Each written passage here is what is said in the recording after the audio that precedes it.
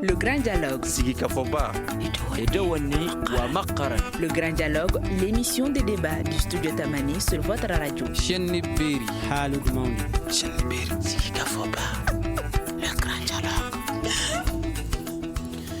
L'ancien Premier ministre, ministre de la Défense Soumeylou Boubèye Maïga, ainsi que Mme Boiré Fili Sissoko, ministre de l'Économie et des Finances sous le régime Ibrahim Boubacar Keïta, ont été tous inculpés et incarcérés hier par la chambre d'accusation de la Cour suprême du Mali. On reproche à ces deux personnalités d'être présumées impliquées dans des malversations lors de l'achat de l'avion présidentiel et des équipements militaires en 2013-2014. Ces arrestations sont-elles le début d'une lutte contre la corruption et les malversations financières au Mali? Cette procédure est-elle conforme à la loi? S'agit-il d'un règlement de compte politique comme l'estiment certains? Studio Tamani pose le débat avec nos invités. Lassine Diawara, président de Biprem Fasoko, une association de la société civile, et Issa Diarra du parti ASMA CFP, le parti de l'ancien Premier ministre inculpé dans cette affaire. Notre troisième invité, malheureusement, nous a lâché au dernier moment. Il s'agit de Maître Amadou Tcheoulin Diarra, avocat. À la présentation de cette émission, Sekou Gadjigo. Mesdames, Messieurs, bonsoir et bienvenue. Le grand dialogue. Chers invités, bonsoir une fois de plus et bienvenue à ce débat. Monsieur Diarra, vous êtes le secrétaire général du parti ASMA CFP, dont le président est accusé dans cette affaire. Pouvez-vous nous dire ce qu'on reproche concrètement à votre président? Bon, j'avoue que je ne peux pas dire exactement qu'est-ce qu'on lui reproche parce que les chefs d'accusation, on ne le sait pas. On sait tout simplement que suite à un débat qu'il a animé sur Nouveau TV, sur leur émission Grand Jury, je crois, le président, quand la question lui avait été posée par rapport à l'achat d'avions de fourniture, avait dit qu'il pense que ce dossier a été clôturé au niveau de la Cour suprême. Donc, quelques jours plus tard, on voit qu'il est convoqué à la Cour suprême et on voit à la radio flash, le procureur sort pour dire qu'il s'inscrit en faux. Une convocation lui a été donnée et s'est présenté. Pour nous, c'était tout simplement pour peut-être quelques explications, mais nous avons été étonnés qu'on le mette sous mandat de dépôt. Donc, à notre avis, le chef d'accusation, je ne le sais pas. Je ne sais pas si c'est... Parce qu'en fait, si c'est par rapport à ces achats-là, en tant que ministre, je pense que les procédures sont tout à fait claires. Donc vous ne comprenez pas son arrestation? Je ne comprends pas du tout. Alors, on estime au niveau de la Cour suprême que Soumeylou Boubèye Maïga est accusé d'usage de faux, de favoritisme, de trafic d'influence. Vous ne reconnaissez rien de tout ça? Bon, de toute façon, je ne rentrerai pas dans le dossier parce que je ne le connais pas. Je n'étais pas ministre, je n'étais pas au pouvoir. Je sais qu'il y avait un achat d'avion, qu'il y avait eu un marché qui a été exécuté. Maintenant, je pense qu'ils n'ont pas commencé le débat avant le débat. Je pense que si les gens pensent que c'est ça, les vérités seront dites. Je sais que le président Soumeylou Boubèye ne se reproche rien dans cette affaire et les blancs comme neige. Alors, hier, quand on vous a joint, juste après l'annonce de la nouvelle de la mise sous mandat de dépôt de l'ancien Premier ministre, vous nous disiez dans ces termes qu'il s'agit ni plus ni moins que d'un règlement de compte politique. Parce que on n'a jamais vu dans l'histoire juridique cette autosaisine. D'ailleurs, je me réjouis que l'association des procureurs du Mali et des poursuivants AMP ait fait une déclaration vraiment qui nous satisfait et qui qui met à nu l'irrégularité totale de cette procédure-là. J'ai la déclaration devant moi, si vous voulez, j'ai lu une partie. Cette déclaration, elle est très longue, mais voilà une partie. On peut dire qu'en gros, dans cette déclaration, l'AMPP, l'Association malienne des procureurs se désolidarise totalement de cette procédure et pense que c'est une façon d'instrumentaliser la justice malienne et qu'on n'en a pas besoin. Et que la Cour suprême, qui est quand même l'autorité plus ou moins supérieure de la justice, ne peut pas se comporter comme ça. Une instrumentalisation de la justice malienne. Êtes-vous d'accord, monsieur Lassine Diawara, vous êtes le président du BIPREM Fasoko, une organisation qui a longtemps réclamé que la justice soit faite sur cette question de l'achat de l'avion présidentiel et des équipements militaires. Est-ce que c'est une instrumentalisation de la justice ? Il serait prématuré de dire que c'est une instrumentalisation de la justice parce qu'il y a des avis différents, contradictoires, venant de l'accusé et venant aussi du procureur général de la Cour suprême. Nous ne sommes pas des techniciens pour comprendre mieux le contenu de ces propos différents, de ces arguments différents. Mais ce qui est à noter, il faudrait qu'à un moment quand même, que justice soit faite. Parce que nous avons constaté que depuis 1991 jusqu'à maintenant, c'est l'impunité malheureusement qui règne dans nos administrations. Donc on peut faire ce qu'on veut sans pouvoir être accusé parce qu'on dit qu'il y a une haute cour de justice et celle-ci n'a jamais été fonctionnelle. Et s'il faut toujours passer par la haute cour de justice, il faut passer d'abord par l'Assemblée nationale dont les 2/3 doivent normalement accepter qu'un accusé soit à la haute cour de justice. Donc pour nous, il fallait qu'à un moment, qu'on sorte de cette léthargie, qu'on se dise qu'il faudrait nécessairement qu'il y ait justice, que chacun s'explique. Pour le moment, il est un présumé, si je ne me trompe pas. Si après avoir expliqué devant le tribunal sa version des faits, probablement qu'il va être le plus tôt relâché. Dans le cas contraire, la justice pourrait s'occuper du reste. En d'autres termes, vous saluez la réouverture de ce dossier? Pas seulement ce dossier, tous les dossiers. Parce qu'il faut noter que BIPREM, nous le disons avec précision, est une association qui a déposé beaucoup de plaintes contre les autorités compétentes. Nous avons commencé en mars 2016 contre Ibeka lui-même, Ibrahim Boubacar Keïta. Nous avons déposé une plainte contre lui, mais ça n'a pas abouti parce que pour qu'il soit jugé, il fallait que l'Assemblée nationale accepte avec le vote des 2/3 des députés. Donc, on n'a pas eu satisfaction. C'est en 2018, précisément le 18 mai, que nous, au niveau du BIPREM Fasoko, nous avons déposé une plainte auprès du procureur de la République, la commune 3 chargée de pôle économique et financier, pour constater que nous pensons que ces quelques ministres devraient répondre de leurs faits concernant le dossier de l'avion présidentiel et des équipements militaires. Et cette plainte, nous l'avons bien mentionné et précisé à l'intérieur, que c'était contre M. Soumaïla Boubèye Maïga, qui était ministre de la Défense, Mme Bouaré Fili Sissoko, ministre de l'Économie et des Finances, M. Moustapha Ben Barka, à l'époque, il était ministre délégué auprès du ministre de l'Économie et des Finances, chargé de promotion des investissements et de l'initiative privée.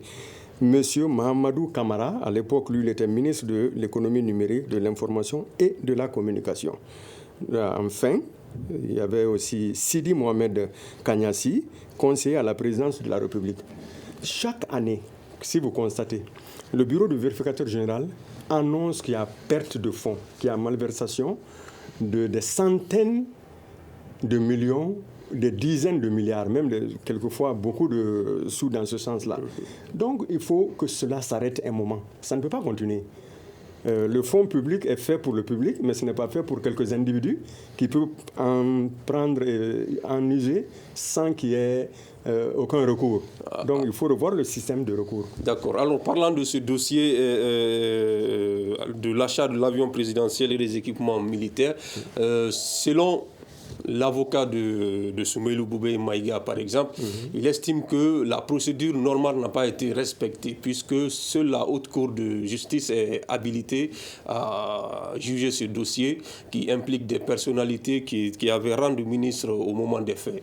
Qu'est-ce que vous répondez à ce dernier? Bon, il l'a dit, c'est une réalité, c'est constitutionnel. L'article 95 de la Constitution du Mali précise qu'un ministre en exercice ou président de la République en exercice, on peut porter plainte contre eux, mais aucune autre juridiction ne peut procéder si ce n'est pas la Haute Cour de la justice. Pourquoi vouloir les juger en ce moment, alors qu'il n'y a pas de Haute Cour de justice? Voilà, parce que si vous vous rappelez bien, le procureur général de la Cour suprême parlait de jurisprudence. Il est allé un peu loin datant des années 1980 pour dire qu'il y avait possibilité, quand on tient compte de la jurisprudence, de pouvoir poursuivre ceux qui, à leurs yeux, pourraient être impliqués dans des malversations. Donc, je disais au début, nous ne sommes pas des techniciens. Moi, je ne suis pas avocat. Malheureusement, l'avocat qui devait être en ligne avec nous aurait pu nous éclaircir davantage. Mais il faut le préciser, l'article 95 de la Constitution dit que le président de la République, les ministres et anciens ministres, et même anciens présidents, ne peuvent être jugés que par la Haute Cour de justice après acceptation de l'Assemblée nationale des 2 tiers des députés. Ça, c'est une réalité. Maintenant, si lui parle de jurisprudence, c'est techniquement des choses assez difficiles pour nous. Tout à fait. Malheureusement, le spécialiste qui devait être parmi nous n'a pas finalement répondre à notre invitation. Monsieur Diarra, avec vous, beaucoup de gens estiment que le rythme auquel les événements se sont déroulés, qu'il y a anguille sous roche. Certains pensent que c'est une manœuvre déguisée pour barrer la route à certaines personnalités politiques, dont le président de votre parti. Vous êtes d'accord? Bon, mais effectivement, mais avant de répondre, je voudrais tout simplement dire que c'est vrai. Moi, je pense que tout bon Malien, personne ne saurait accepter qu'il y ait quand même des milliards de pertes et qu'on ne puisse faire la lumière. Personne. Et je salue les réactions, mais je pense que tout ce que nous devions faire, c'est d'être dans le droit. Nous sommes dans un état de droit, nous avons fait une constitution, il faut la respecter. Et si on pense que ce n'est pas bon, il y a d'ailleurs les réformes institutionnelles. On change. Mais on ne peut pas quand même changer les règles du jeu au cours du jeu. Donc je crois que lui-même, il a tout simplement dit que l'article 95 de la Constitution précise, c'est la procédure d'attaque des hauts fonctionnaires dans le cadre de malversation de leurs fonctions. Donc maintenant, la jurisprudence évoquée par le procureur, je ne le sais pas. La jurisprudence, quelqu'un avait dit, je n'ai pas entendu, on a dit Yaya Moussa, quelqu'un a dit Yaya Moussa Traoré. Non, c'est faux, ce n'est pas la même chose. Parce que c'est que les gens ne savent pas, et je crois que M. Tapo l'a bien dit, le cas de Yamoussa, ce n'est peut-être pas dans ce cadre. C'est les fonctions qui relèvent de vous. Si vous faites faute dans les fonctions pour lesquelles vous êtes nommé en tant que ministre, c'est ça. Mais le cas Yamoussa, c'était association, comme il a si bien dit, d'assassinat qui ne fait pas partie des fonctions des choses. Donc ça, ce n'est pas chose. On ne peut pas parler de jurisprudence par rapport à ça. Par rapport à Moussa Traoré, certains ont dit ouais, Moussa Traoré, il n'y avait pas eu de choses. Mais à ce moment, il n'y avait pas eu la Constitution. Nous avons adopté une Constitution après Moussa Traoré qu'il faut respecter. Donc on ne peut pas, je ne vois pas de jurisprudence. Donc pour nous, tout simplement, nous sommes un parti où nous préservons notre engagement également, c'est le développement, c'est la préservation, c'est le développement du pays. Nous ne pouvons pas prétendre gouverner ce pays si nous ne respectons pas les règles. Non, pas du tout. Mais nous pensons quand même que violer toutes les procédures, et ce n'est pas nous, que leurs propres collègues, les syndicats, les procureurs de la Cour suprême eux-mêmes qui se lèvent pour faire une déclaration, dire que tout cela relève de... Mais on peut préciser que cette association ne réunit pas en son sein tous les procureurs, même si ce n'est pas tous les magistrats. Même si c'est un seul. C'est ce que je veux tout simplement dire, que c'est des spécialistes des connaisseurs du droit comme eux. C'est ça le plus important, pas le nombre qui compte. Même s'ils sont 2, on avait besoin d'un avocat ici pour nous éclairer par rapport à la chose. Donc c'est tout simplement dire que nous pouvons dire, on va dire que c'est politique. Mais ceux qui sont du domaine qui le dénoncent, je pense qu'eux, ils sont plus ou moins quand même neutres, quoi. Donc il n'y a pas d'ambiguïté par rapport à la violation de la procédure, par rapport, je ne sais pas, c'est sans mot, on ne peut même pas qualifier dans un état de droit pour une Cour suprême.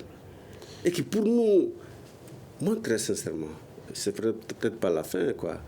Moi, il ne faut pas que... Là où doit venir le bonheur du pays, c'est là que viennent les malheurs. Les gens ne se souviennent pas. C'est-à-dire ? Je vais dire tout simplement que tout de suite, nous avons traversé une crise qui était venue du cours. C'était de la Cour constitutionnelle, la justice, par rapport aux déclarations. C'est ce qui nous a amené à augmenter la crise. Aujourd'hui, c'est encore la Cour suprême, sur fond d'injustice encore, veut nous créer une autre injustice. Donc vous estimez que de ces arrestations peut découler une autre crise? Ah oui, ça peut découler de crise. Parce que tu sais, les gens veulent la justice. C'est ça, c'est-à-dire quand on a tort, quand on est jugé légalement par les procédures, tu peux te plaindre. Il n'y a pas de problème. Mais quand même, juger les gens, violer tout parce que ça donne l'aspect d'être contre quelqu'un. Je veux le voir en prison, je veux... Ça, c'est mauvais. Ça, c'est très mauvais. C'est pourquoi nous disons que c'est peut-être des règlements de compte politique, et connaissant peut-être toutes nos positions par rapport à, aujourd'hui, à des questions importantes par rapport à la transition. La position du président est tout à fait connue par rapport à un certain nombre de questions, telles que la prolongation de la transition, telles que les assises nationales, telles que l'organe unique des gestions, dont il pense que la prolongation, il faudrait peut-être respecter nos engagements vis de la communauté internationale, que l'organe unique des gestions, nous avons échoué dans un premier temps, il faut faire attention pour que ça n'échoue pas. Et également, par rapport aux assises nationales, où nous pensons que c'est des assises de plus, des assises de trop. Alors, nous allons demander à Lassine Diawara s'il voit cette affaire sous cet angle également, c'est-à-dire, comme il a dit, un règlement de compte politique au regard de la position qu'affichait leur président face à la transition. C'est tout à fait normal qu'il raisonne de la sorte parce que c'est aussi une réplique politique que lui donne en tant que politique. Il est, si je me rappelle bien, le secrétaire général du parti de M. Soumaïla Bouboué Maïga. Donc, eux, ils sont dans la politique. Nous, au niveau du BUPREM, nous ne voyons pas de cette façon. Nous sommes des gens de presse en grande partie. Moi, je suis directeur de publication du journal Option. Et si nous avons osé, nous, en 2018, porter ces plaintes-là, après la plainte de 2016 contre Ibeka lui-même, c'est parce qu'on espérait qu'un jour, justice sera faite. Alors, pour nous, nous n'avons pas cette analyse de dire que c'est peut-être une manipulation politique. Mais nous pensons, je vous donne un exemple, qu'on dise par exemple qu'il y a un hôpital spécialisé pour des gens aisés. Même pas seulement des ministres et des présidents, mais des gens très riches au Mali.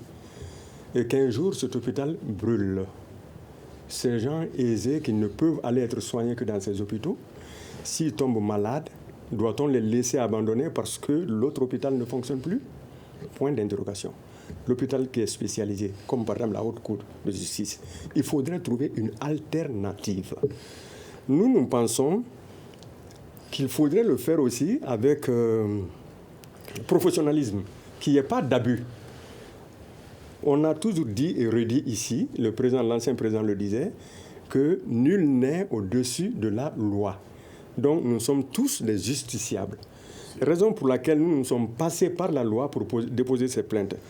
Pour étayer le point de vue que je vous avais donné concernant l'article 95 de notre Constitution, le procureur de la République chargé du pôle économique et financier à l'époque, en 2018, nous a répondu pour dire qu'il n'a pas compétence à traiter notre plainte contre ces ministres-là.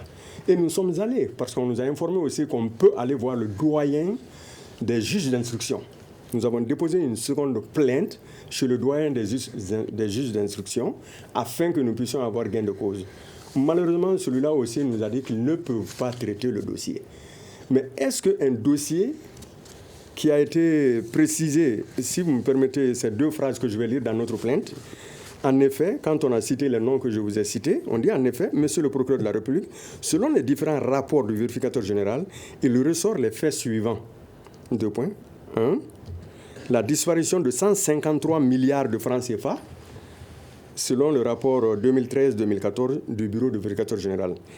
La dilapidation de plus de 28 milliards de francs CFA, selon le rapport aéronef, c'est-à-dire l'avion présidentiel et équipement militaire du bureau du vérificateur général qui donne toutes ces précisions. Donc nous pensions qu'il fallait à un moment donné agir, qu'il y ait justice. On ne souhaiterait jamais qu'il y ait abus dans les procédures parce que nous sommes dans un état de droit, comme on le dit généralement. Et dans ce cas, l'exemple que je viens de donner, s'il y a des gens qui nécessairement doivent être soignés à une place précise, et que cette place précise n'existe plus, est-ce que doit-on les laisser abandonner parce qu'ils sont ministres ou autres? Ce n'est pas la vision de au niveau de notre BIPREM. Alors, monsieur Diarra veut réagir? Non, parce que quand il dit qu'il y a un hôpital de choses que ça n'existe plus, je pense que si l'hôpital n'existe plus, mais si elle sera construite bientôt, je pense quand même que les gens peuvent patienter.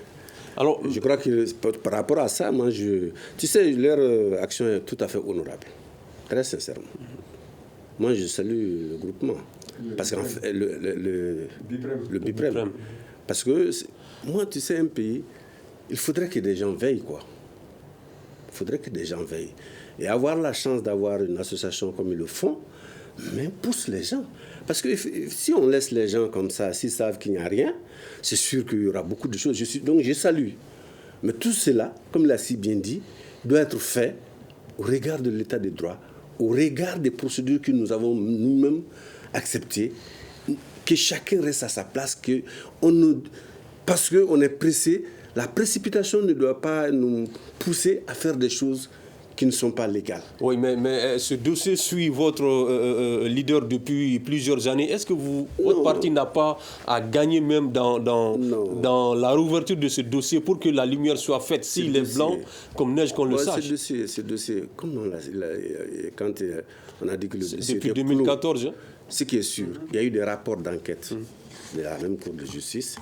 Il y a eu des décisions de la même Cour de justice qui a fait les enquêtes et l'État malien même a été condamné par rapport à payer, je pense, que l'avionnaire ou tout ça.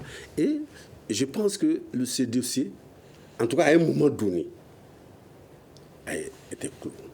Maintenant, c'est eux, et c'est les spécialistes. S'ils ont la capacité de rouvrir, il n'y a aucun problème, je ne dis pas non. Mais ce n'est pas faux que ce dossier avait été clos. L'État est tout à fait souverain, nous sommes dans un État souverain. S'il y a un autre qui pense que tout n'est pas clair, mais que cela se fasse normalement, que ça ne se fasse pas sous forme d'injustice, sous forme d'acharnement. C'est ça le problème. Mais est-ce que le fait que vous étiez au pouvoir, ou bien en tout cas vous étiez proche du régime en place, est-ce que cela ne faisait pas qu'on ne parvenait pas à rouvrir ce dossier, ou bien c'est ce qui nous a poussé la justice à classer ce dossier sans suite? Soit. Parce qu'on peut me dire, ouais, parce que vous étiez aux affaires, on n'était pas en mesure de le faire. Aujourd'hui, ceux qui sont là, si on veut le faire, la voie est ouverte. Les réformes constitutionnelles sont là, tout est là pour mettre les choses dans les normes et faire les affaires. Mais tant que les lois que nous avons votées sont de vigueur, il faut les respecter.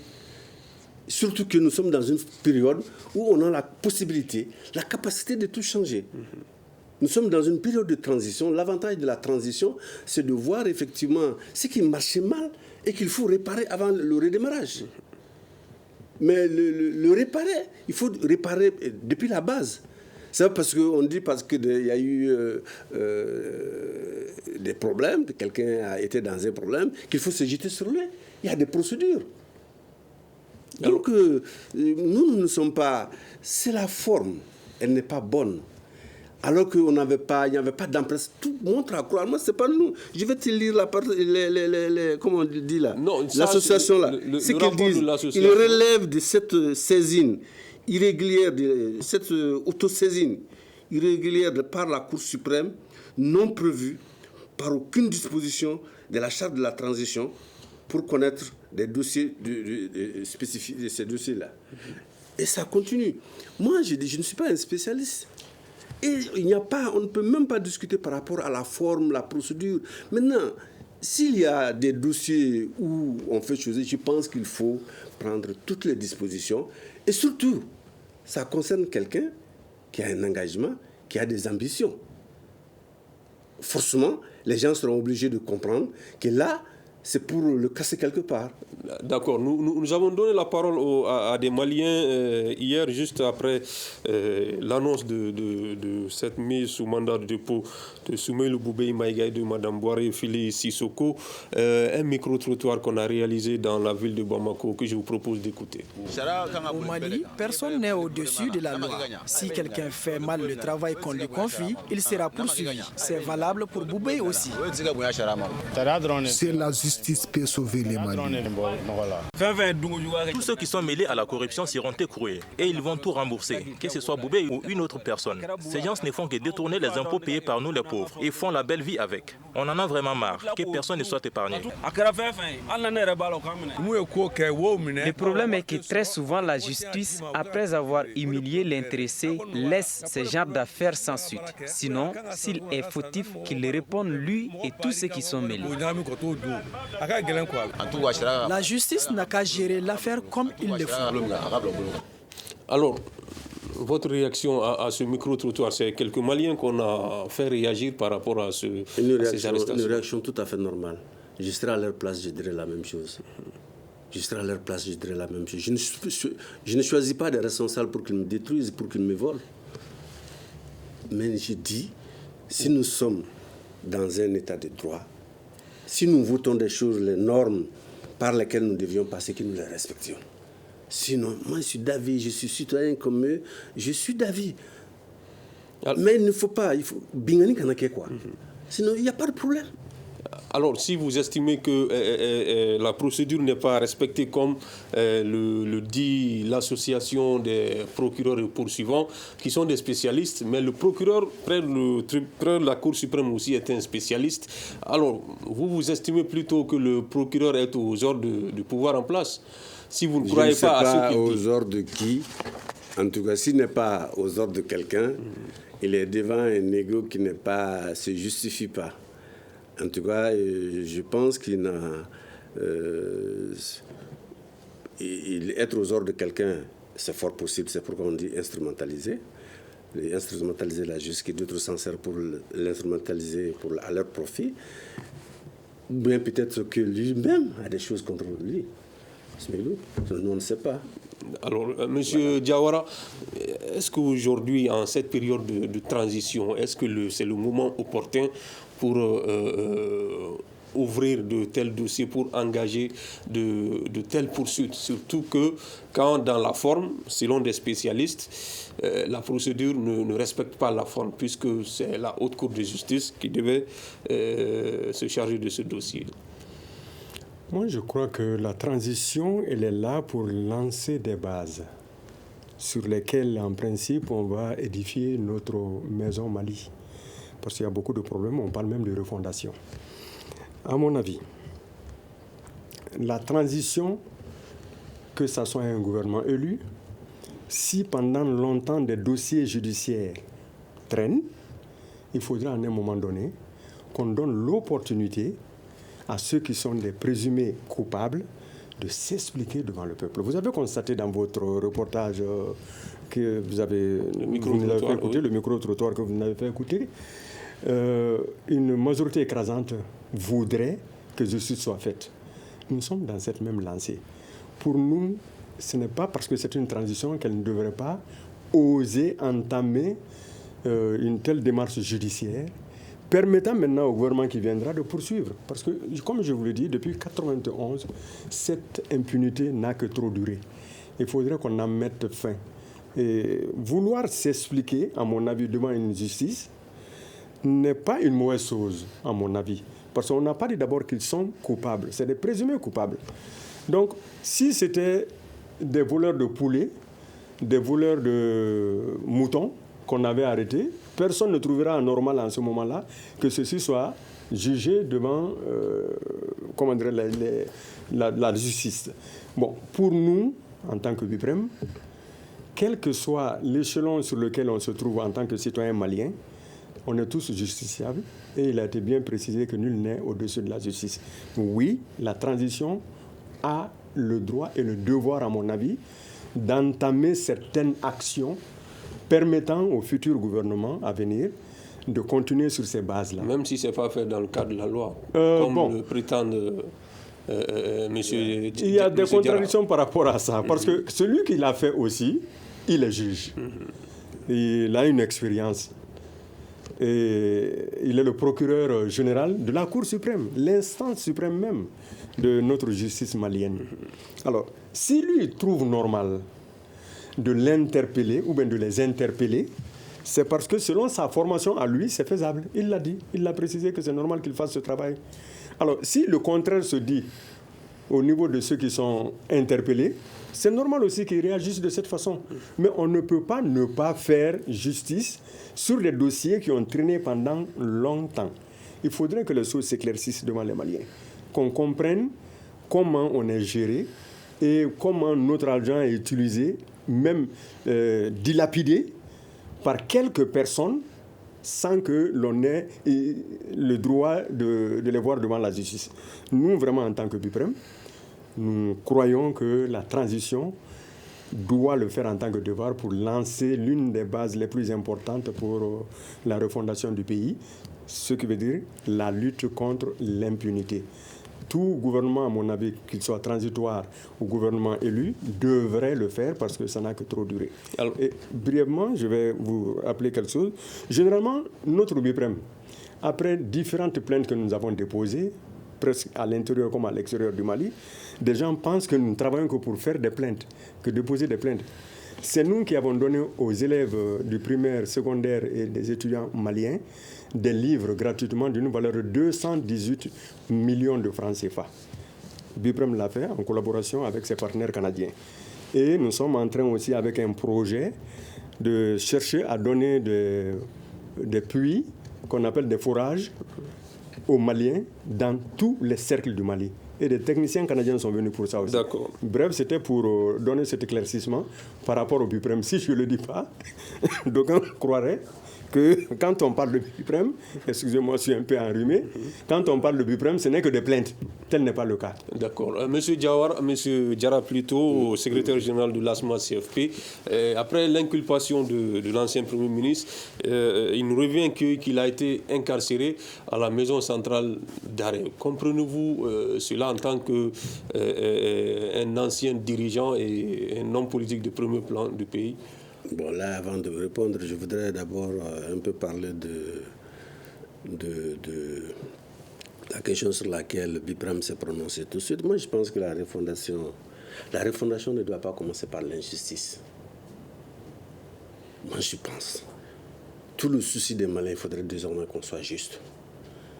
Et ce démarrage c'est les textes, il faut faire des cadrages, refaire les lois pour ce qui se fait ne puisse plus se faire. Et on redémarre. Ce n'est pas parce qu'elle est trop courte une transition pour s'attaquer à tout.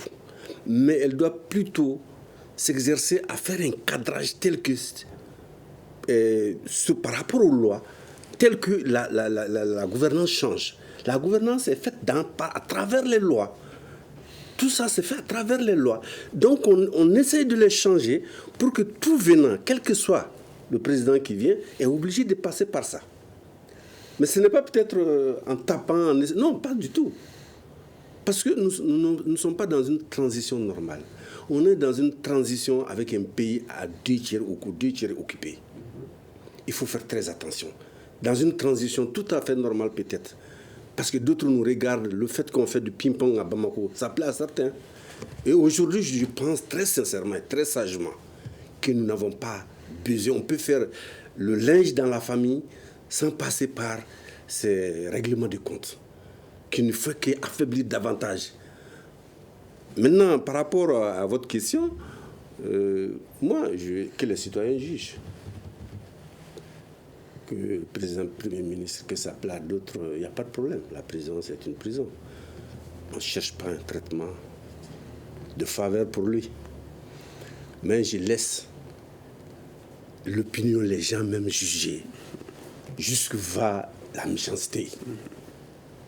On pourrait mieux, à mon avis... Vous estimez que c'est de la méchanceté? Je pense que c'est de la méchanceté. C'est à but d'humilier, c'est à but de... Mais Dieu est plus grand que nous tous. Hein? Les Maliens, tu sais, on peut tout dire des Maliens. L'injustice et certaines choses qu'on fait, les Maliens sont contre. Donc nous, on laisse. Ce n'est pas un problème. Benida Kandé, ce n'est pas un problème pour nous. Donc, qu'il soit à la maison d'arrêt, qu'il soit à chose, l'essentiel, il est inculpé et qu'aujourd'hui les gens se lèvent, tout le monde sait que la procédure n'est pas respectée, c'est ça. Et je précise que je ne suis pas quelqu'un qui est là pour défendre un peu tout ce qui a été fait comme malversation. Non, pas du tout. Pas du tout, pas du tout. J'ai dit, respectons nos lois, nos procédures et essayons de mettre des garde-fous pour des gouvernances futures, des gouvernances meilleures. Que le pays est en danger, ne donnons pas l'occasion à d'autres de nous affaiblir davantage par rapport à ces querelles qui n'ont souvent pas de sens. C'est ça un peu mon avis. Ok, monsieur Diawara, en tant que membre de la société civile qui se bat beaucoup contre l'impunité, est-ce qu'on peut dire que, à travers ce dossier, que la machine de la lutte contre l'impunité est désormais en marche? C'est ce qu'on doit espérer, normalement, si elle continue. Parce qu'on peut commencer et souvent s'arrêter au milieu du chemin. Ça peut arriver. Nous souhaitons qu'on ne le fasse pas contre des individus à cause de leur tête, mais contre des actes qui ont été commis en matière de dilapidation de fonds publics. Que ce soit Boubé ou Madame Félix Sissoko, Boiré Félix Sissoko, ils ne sont pas les seuls, hein, il faut le préciser, à être soupçonnés d'avoir commis des fautes. Je dis bien soupçonnés. Donc, si tel est le cas, que ça continue. On ne veut pas, parce que quand on s'arrête à 2, alors qu'il y a une dizaine, une vingtaine qui l'ont fait, en ce moment, je le rejoindrai pour dire que c'est une affaire politique, une affaire d'instrumentalisation politique. Donc vous souhaitez que la justice aille au bout, parce que comme je vous l'ai dit, nous avons lu tout de suite là, le document qui est là, que nous avons déposé avec insistance, mais nous n'avons pas reçu satisfaction. Alors pour nous, en tant que société civile, Biprem Fassoko ne peut que se réjouir de ce qui vient de commencer au Mali, la lutte réelle contre l'impunité. Parce que quand dans un pays il y a l'impunité, oubliez concernant le développement, ni la démocratie, ni économiquement, on ne peut espérer sur une croissance dans ces deux différents domaines. Donc, raison pour laquelle, vraiment, au nom de mes autres collègues du BIPREM, moi, je pense, tout le combat que nous avons mené, que cela continue, cette lutte contre l'impunité, mais qu'on ne s'arrête pas à la tête de telle ou telle personne pour faire douter même toute la population. Parce que quand on s'arrête à Boubé, un éventuel candidat probablement, il a été à Gao, il a harangué la foule là-bas, probablement les gens vont dire à cause qu'il veut se présenter aux élections, on peut lui barrer le chemin. D'accord. Monsieur Diarra, alors, nous sommes en période de transition. Les gens se sont battus, sont sortis pour demander un changement. Le régime qui était en place est parti. Les gens espéraient beaucoup sur cette transition. Est-ce que si cette transition se passait et que ces genres de dossiers ne sont pas ouverts, est-ce que ça n'allait pas donner un goût d'inachevé aux Maliens? Ça donnera un goût d'inachevé, cette transition, avec tout le respect que j'ai. Ça fait 9 mois. Il ne faut pas cacher son échec par quelques tapages, quoi. Rien n'est fait. Donc vous pensez que ça, c'est juste des actes Je pense quoi. En réalité, ça fait 9 mois. Et comment vous pouvez comprendre que 9 mois, jusqu'à présent, on n'a pas posé les bases, par exemple, les réformes politiques et institutionnelles. Ça, c'est des lois, des propositions de loi qui ont été faites avant la transition. Parce qu'en fait, toutes les propositions qui sont aujourd'hui sur la table en termes de réforme institutionnelle relèvent les états, il y a les états généraux de la décentralisation, il y a eu la conférence d'entente nationale, il y a eu le dialogue. C'est la synthèse de tout ça, les rapports d'Abat. Donc toutes les réformes, c'est clair. Et la classe politique aujourd'hui, de façon consensuelle, sur un certain nombre de réformes, sont d'accord. Donc il s'agissait tout simplement de mettre tout ça, de mettre ça en œuvre pour qu'on arrive aujourd'hui peut-être à la révision de la Constitution, à faire un référendum, et puis éventuellement à aller aux élections. Jusqu'à présent, rien n'est fait, c'est du tape. Mais est-ce que ceci doit empêcher que la justice se penche sur ces affaires-là? Moi, je dis la justice, c'est... Je suis pour la justice. Dans un pays où il n'y a pas de justice, ça ne marche pas. Et la plaie du pays, c'est l'injustice. Mais j'ai dit ça doit se faire dans les procédures, dans les normes. Quand même, il y a un cadrage, chacun a sa voix. Il faut respecter sa voix, on dit tout simplement. Comment on peut créer la justice et dire que la justice ne s'exécute pas? Moi, je pense que tout doit se faire, la justice doit se faire, tous les éclairages, la transition doit pouvoir, tout ce qu'elle veut faire, que ce soit dans les normes, dans le cadre de la loi. Dans le cadre de la loi et dans le respect des gens. C'est tout. Ce n'est pas la précipitation, ce n'est pas l'érection d'un pays. Un pays, ce n'est pas une année, c'est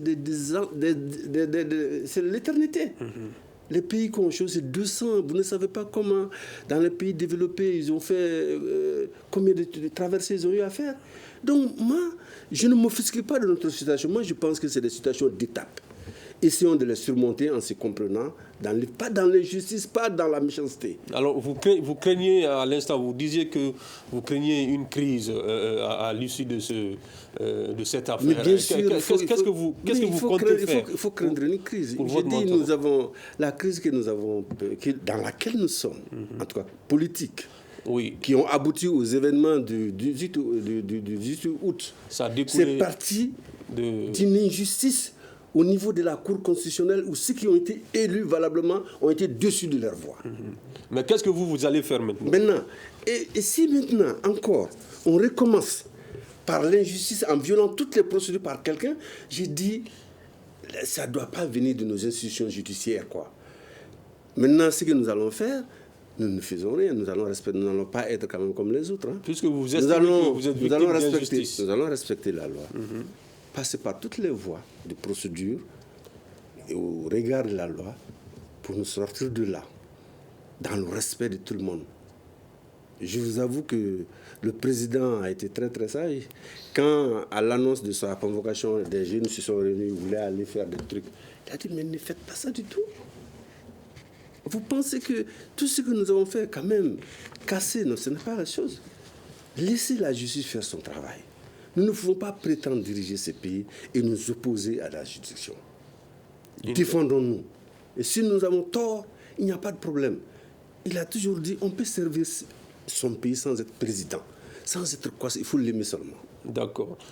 Monsieur Diawara, en tant que membre de la société civile, qu'est-ce que vous souhaitez à l'issue de cette affaire? Nous souhaitons que justice soit faite. Nous l'avons réclamé pendant très longtemps, de longues années. Nous n'avons pas eu satisfaction. Et si maintenant on se rend compte qu'il y a des lueurs d'espoir dans ce sens que justice pourrait être faite, pour nous, on ne peut que le souhaiter. Mais qu'il fasse beaucoup attention aussi. Au niveau même des manifestants l'année dernière, là, qui ont renversé les cas, les populations civiles qui se sont levées à main nue, ils en ont tué à Kaï, Sikasso et à Bamako les 10, 11 et 12 juillet 2020. Donc vous souhaitez que la lumière soit faite sur cette affaire aussi? Effectivement, je viens d'une manifestation aussi, je suis habillé en noir. Puisque nous sommes un peu pris par le temps. Effectivement, je vais être très bref. Le message est compris. On continue à manifester, il faut qu'ils arrêtent ces assassins de nos frères, amis, par an. Et vous allez rester vigilant par rapport à ce dossier? Oui, on suit à ce domaine aussi. Et nous vous remercions de nous avoir donné l'occasion. Merci beaucoup, Lassine Diawara du Biprem Fasoko et Issa Diarra, secrétaire général du parti ASMA CFP, la formation politique de Soumeïlou Boubei Maïga, qui a été inculpé hier et incarcéré à la maison centrale d'arrêt pour sa présumée implication dans l'affaire dite de l'achat de l'avion présidentiel et des équipements militaires. C'était le thème de notre débat de ce soir. À la présentation, Sekou Gadjigo, mise en onde Seydou Ndao, à la régie vidéo Mamadou Ouattara. Merci à nos invités, chers auditeurs, chers téléspectateurs. Merci. Bon week-end à tout le monde et à lundi pour une autre émission du Grand Dialogue. Le Grand Dialogue. Le Grand Dialogue, l'émission des débats du studio Tamani sur votre radio.